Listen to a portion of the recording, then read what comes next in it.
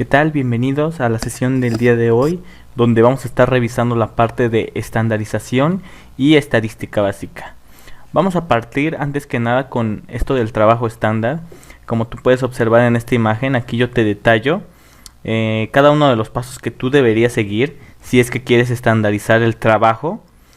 Y bueno, como ya veníamos platicando, esto nos va a apoyar en la parte de la reducción de la variabilidad que se le asume que es por parte de los operadores, de la manera en la que ellos desarrollan sus actividades. Pero bueno, a ver, vamos revisando que en la primera parte tú deberías estar primero que nada seleccionando específicamente qué parte del proceso vas a tú estandarizar. Pero bueno, a ver, también revisamos que tienes que informar al operador y al líder. Vas a identificar el TMS o TMP. Ahorita en un segundo te voy a explicar qué es cada uno de estos. Vas a analizar los elementos que generan valor y los que no generan valor.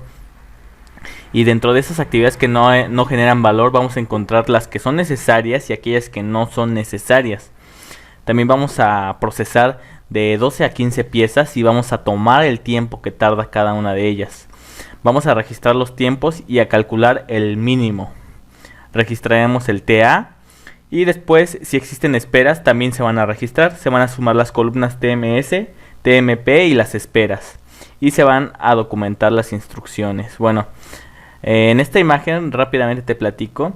Esta es una representación clara de lo que es la estandarización cuando no se tiene y cuando se tiene. Si te das cuenta, la variabilidad en el tiempo es mucho menor a cuando tú no tienes estándares establecidos. Bueno, de aquí parte este concepto importante.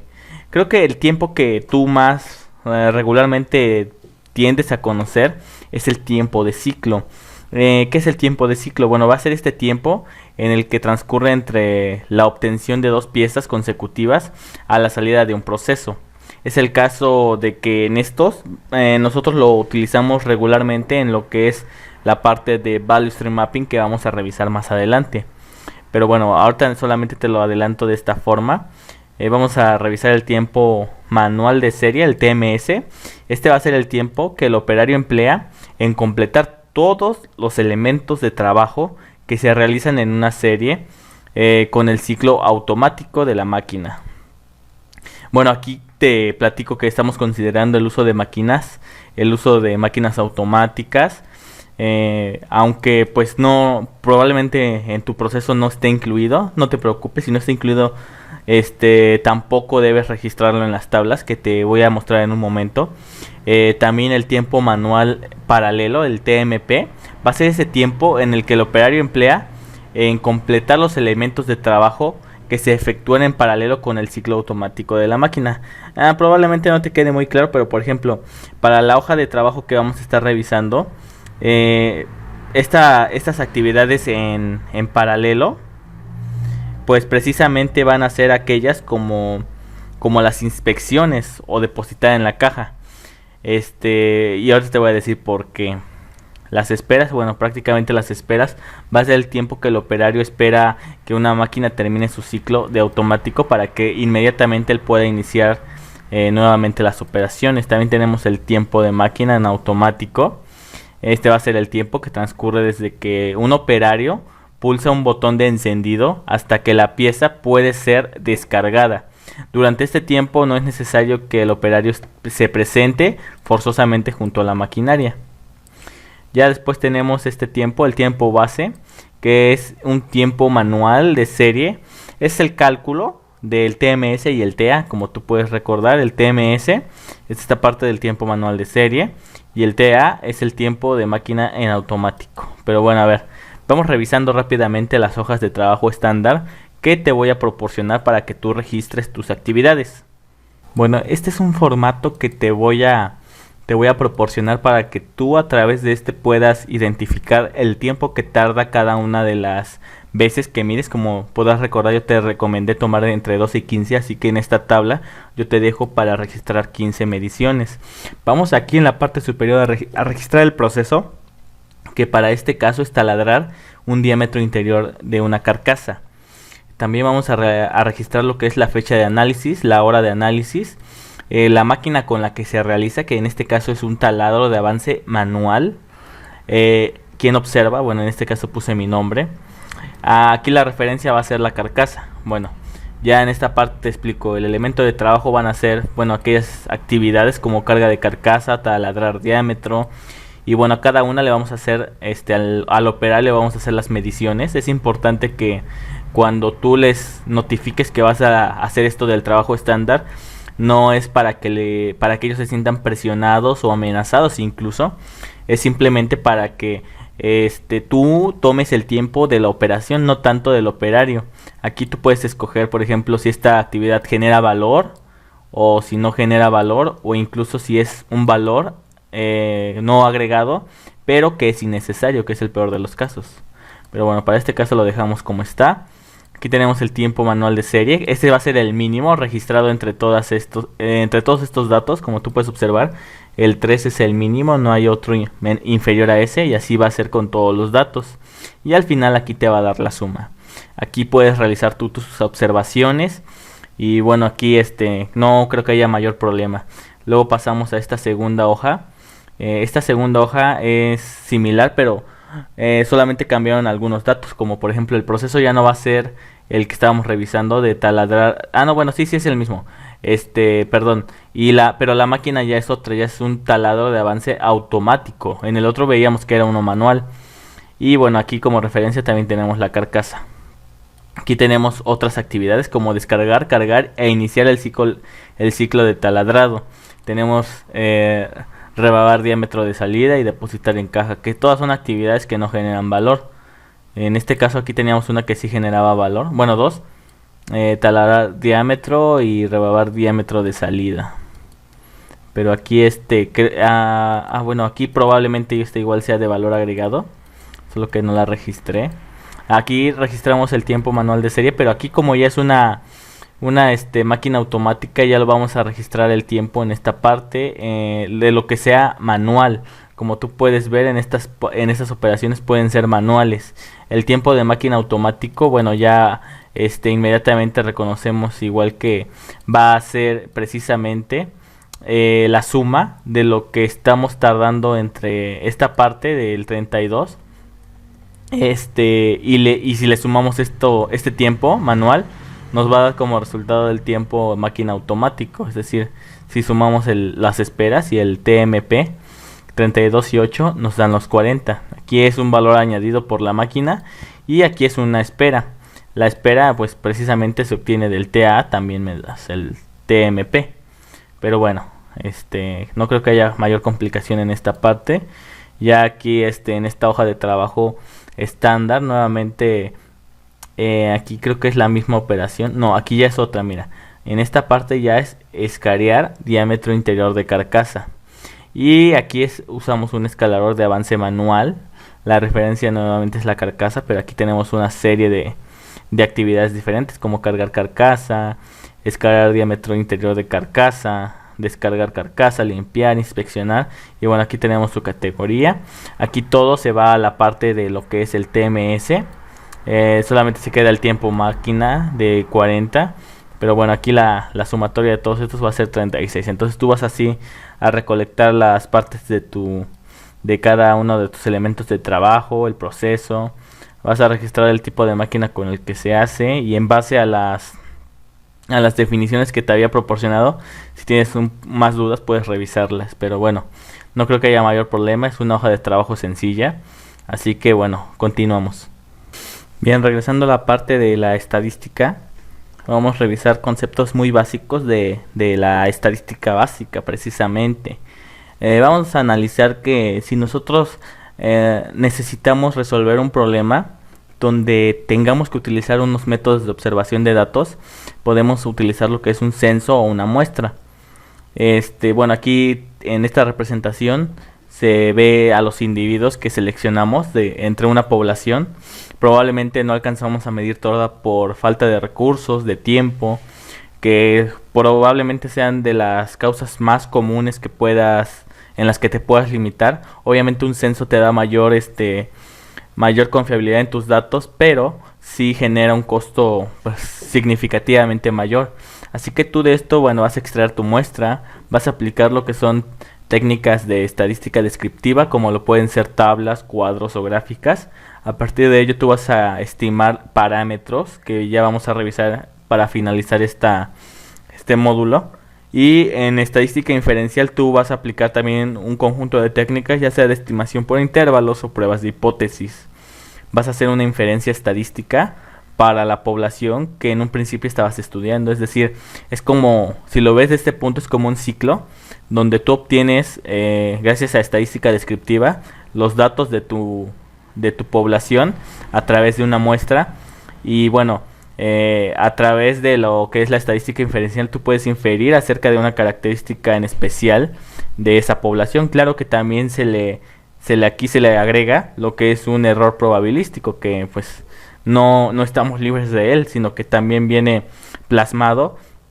Y en la medida que tú hagas cada uno de estos pasos correctamente, pues tu resultado va a ser más confiable. Incluso en un tamaño de muestra mayor, mientras mayor sea la población, pues más confiabilidad te va a dar. Pero aquí entra de nuevo el tema de los costos y de los recursos que tengamos disponibles en ese momento. Pero bueno, yo creo que hasta aquí no hay ningún problema. También te comento que la parte de las técnicas tanto de estadística descriptiva como técnicas de inferencial las vamos a ir revisando más adelante. Pero bueno, por ahora, como ya vimos lo del trabajo estándar y lo que es la estadística básica, te platico que si no te quedó claro alguno de estos dos conceptos, no te preocupes, porque aquí te lo estoy dando de una manera introductoria. El trabajo estándar, si no te quedó claro cómo ocuparlas, las vamos a ver después para agregarles otro tipo de cosas que también se le pueden poner, pero no te quiero meter tantas cosas ahorita de momento, porque vas a tener que comprender conceptos como células de manufactura, y en este momento pues no lo vamos a ver porque es una técnica que realmente es un poco más avanzada como para revisarla en el Greenbelt. Pero no te preocupes, o sea, ya teniendo estos conceptos tú ya puedes estandarizar tus trabajos y ya puedes hacer los registros y entender las hojas de trabajo estándar, que probablemente a muchas personas no conozcan esto del TMS, o quizás la conozcan pero no los tengan relacionados con este concepto. Y bueno, ya tú teniendo este conocimiento nuevo, pues ya vas a poder hacerte una distinción sobre estas herramientas que ya te estamos proporcionando. Pero bueno, vamos revisando ahora lo que es los eventos Kaizen y el tamaño de la muestra.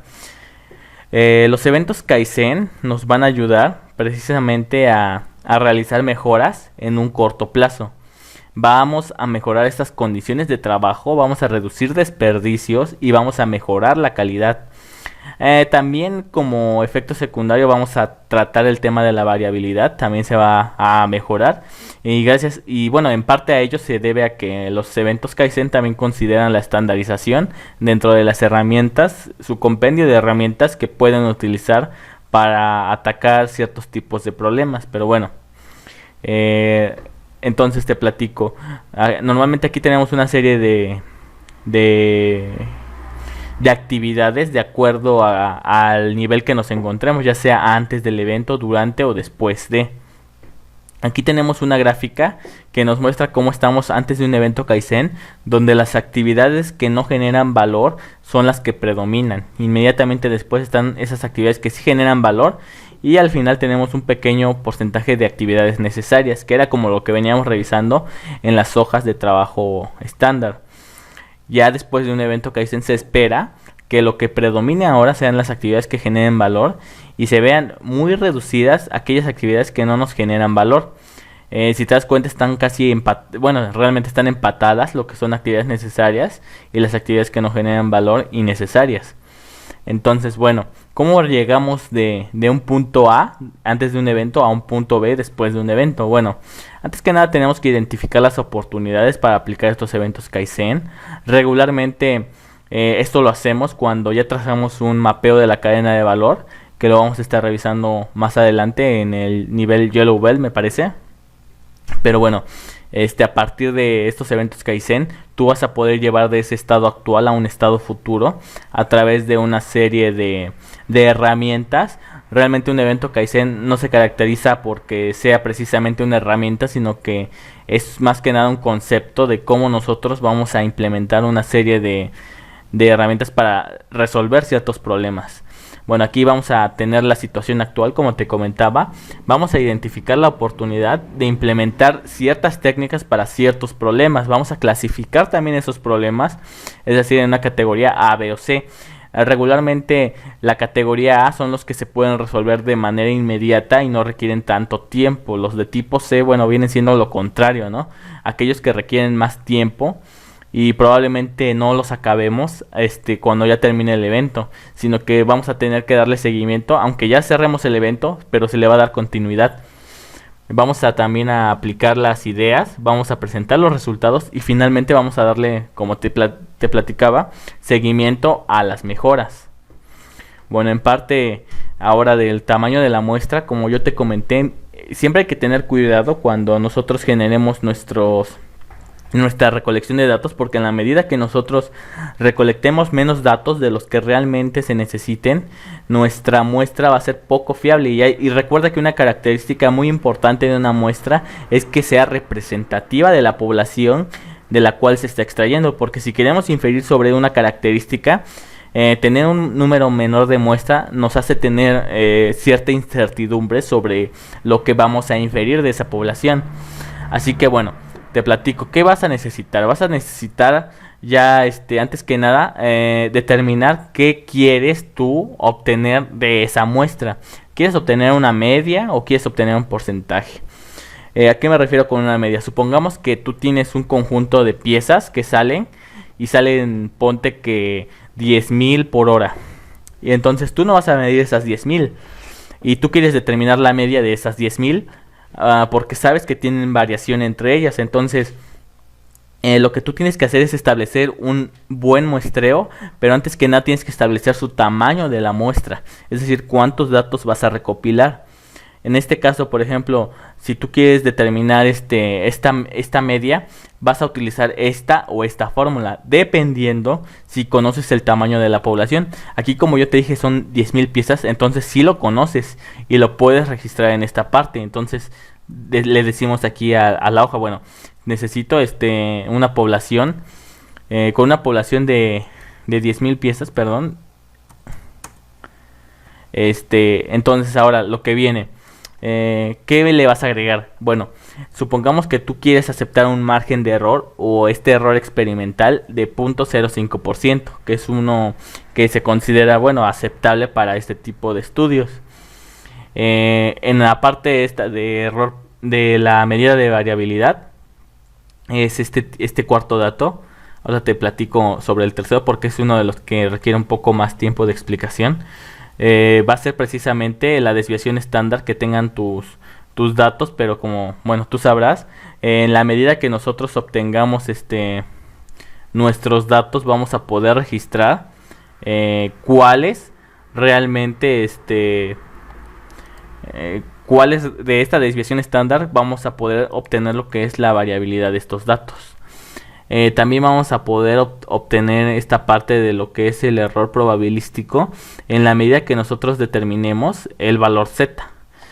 Aquí, como tú puedes ver, este valor de 10% regularmente se le asigna de 1 a 10 y va a ir cambiando en función que tú lo vayas modificando. Por ejemplo, si tú quieres que tengas un error probabilístico que aceptas de 10, si te das cuenta, mientras más lo reduzco, la muestra se hace más grande. Así que bueno, aquí es una buena observación.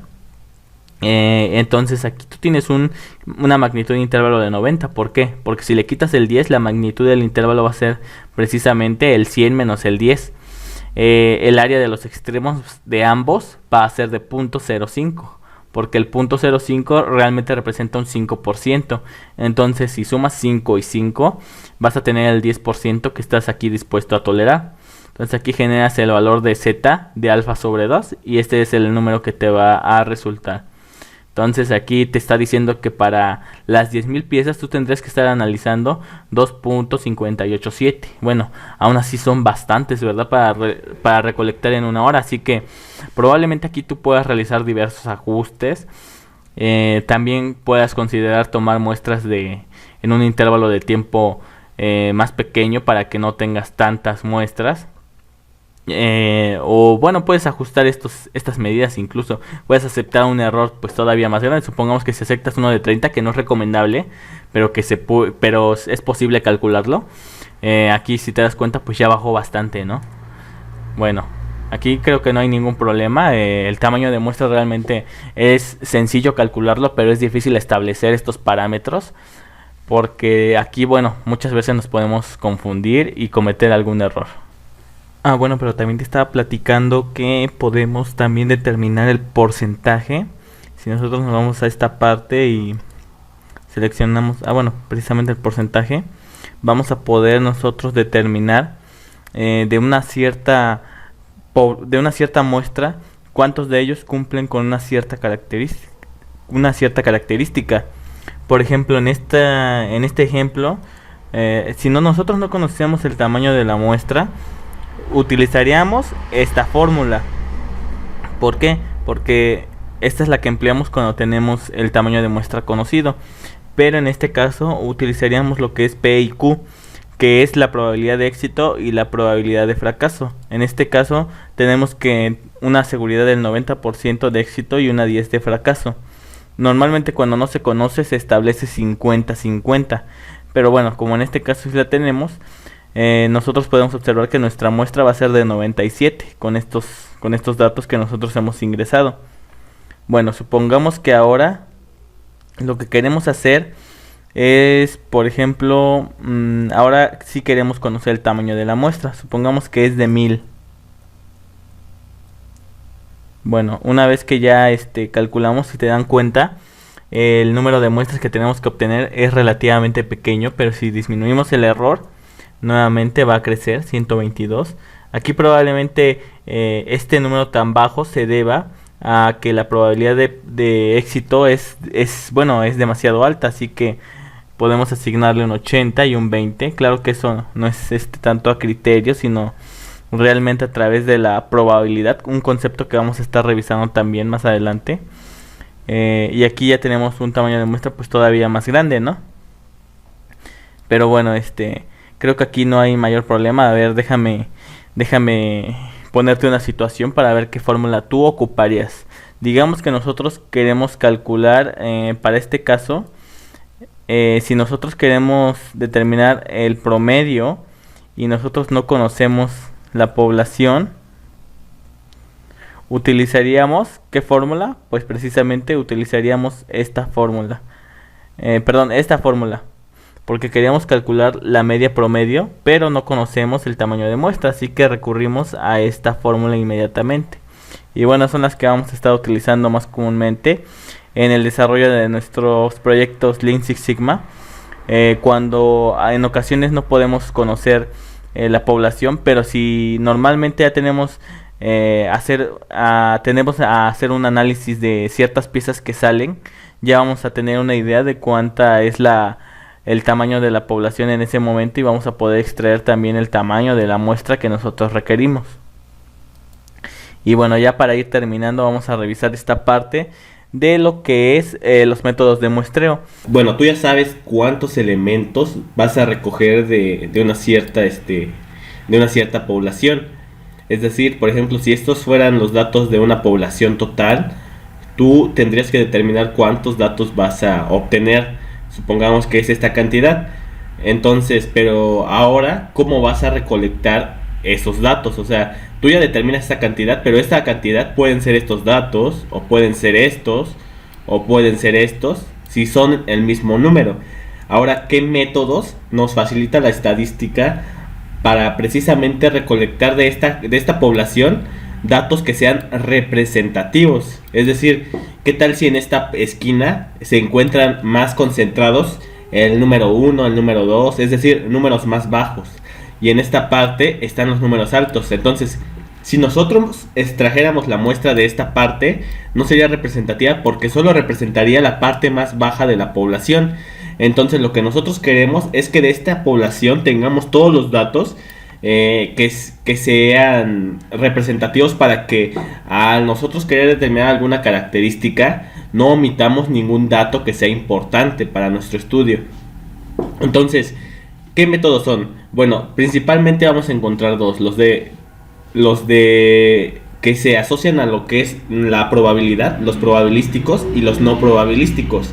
En los no probabilísticos vamos a encontrar diferentes técnicas, al igual que en los probabilísticos, pero aquí te pongo yo las principales diferencias que los distinguen. Por ejemplo, el marco muestral no es posible establecer uno para los no probabilísticos, pero para los probabilísticos sí es posible establecer este marco muestral.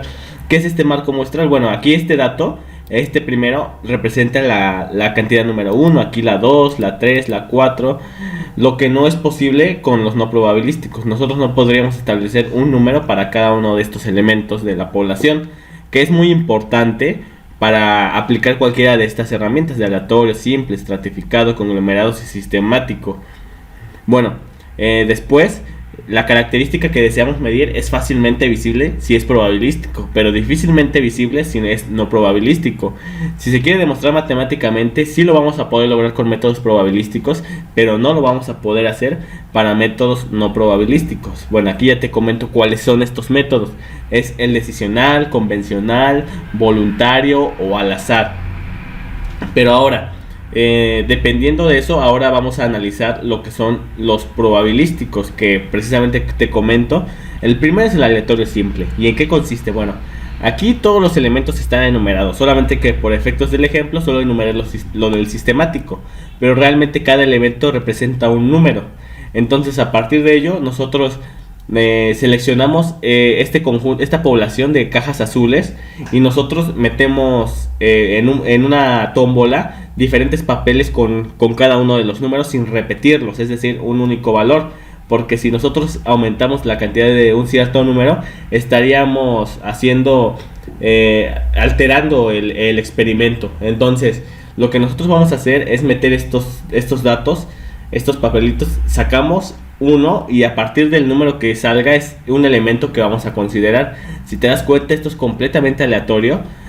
Si nosotros hiciéramos esto con esta población, realmente habría que ver que ninguno de estos conjuntos del A, B, C, D tuviera alguna característica que lo distinga uno de otro para aplicar un estratificado a un conglomerados.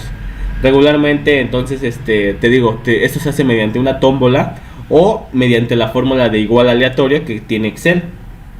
En la parte del estratificado es una igualmente importante, porque aquí nosotros regularmente lo asociamos con características que tenga un determinado grupo. Por ejemplo, supongamos que todo esto es una escuela y cada una de estas categorías representa el primer año, el segundo y el tercero.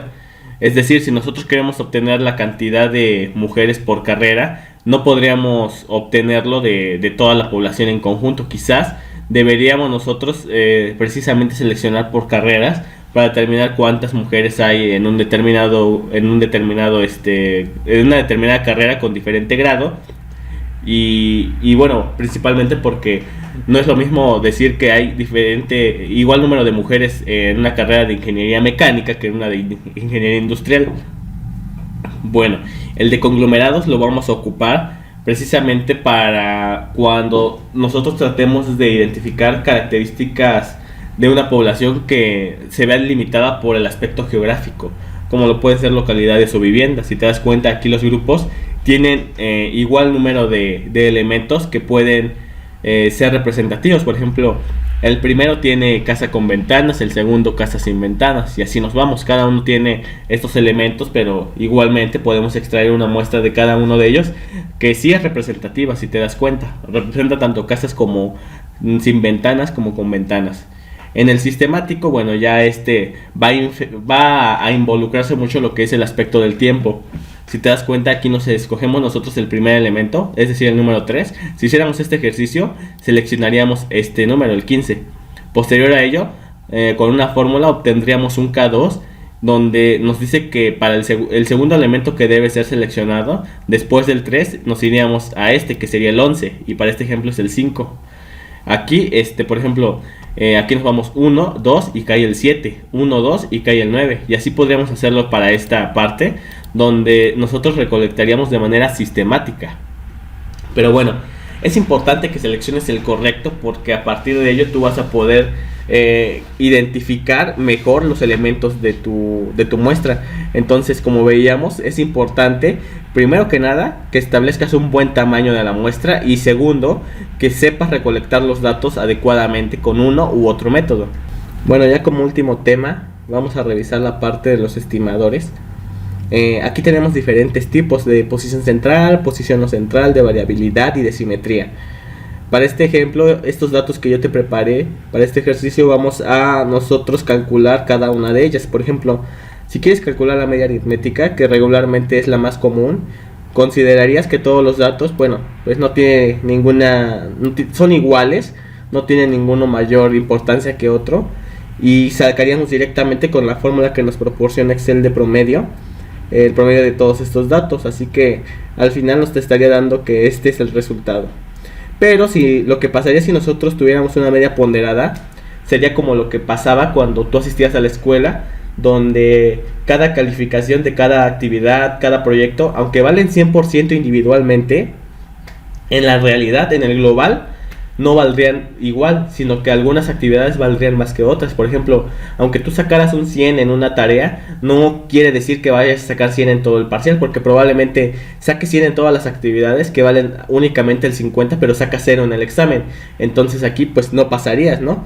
Lo mismo pasa en esta parte. La media ponderada nos ayuda a nosotros entender que cada elemento tiene una diferente importancia. Por ejemplo, aquí tenemos un conjunto de elementos A, B, C, D hasta ahí, y cada uno tiene una fila que representa un diferente tipo de peso. Aquí vemos que W es el peso. Por ejemplo, todos los elementos de esta fila tienen un peso de 3, es decir que son muy importantes, ya que el 3 representa el mayor número en esta asignación de pesos. El 2 representa pues un intermedio y el 1 el más bajo. Por alguna razón los datos de esta fila no son tan relevantes como los demás, pero como tú asignas el peso, bueno, puede ser en base a la experiencia, en base a diferentes criterios de importancia. Por ejemplo, como te digo, en un examen lo más importante, en una calificación total, el examen podría ser lo que más valoran, entonces por eso tiene el peso de 3. El peso de 2, bueno, probablemente sean proyectos, y el peso de 1 sean actividades de clase, quizás, ¿no? Y así podríamos asignar diferentes tipos de pesos de acuerdo a la característica que probablemente más se repita, o etcétera, ¿no? Así que bueno, ahora ya tenemos, si te das cuenta, la media ponderada es más alta que lo que representaba la media promedio, así que de ahí la importancia, porque no es lo mismo sacar una media aritmética que una ponderada, porque aquí influyen otros factores.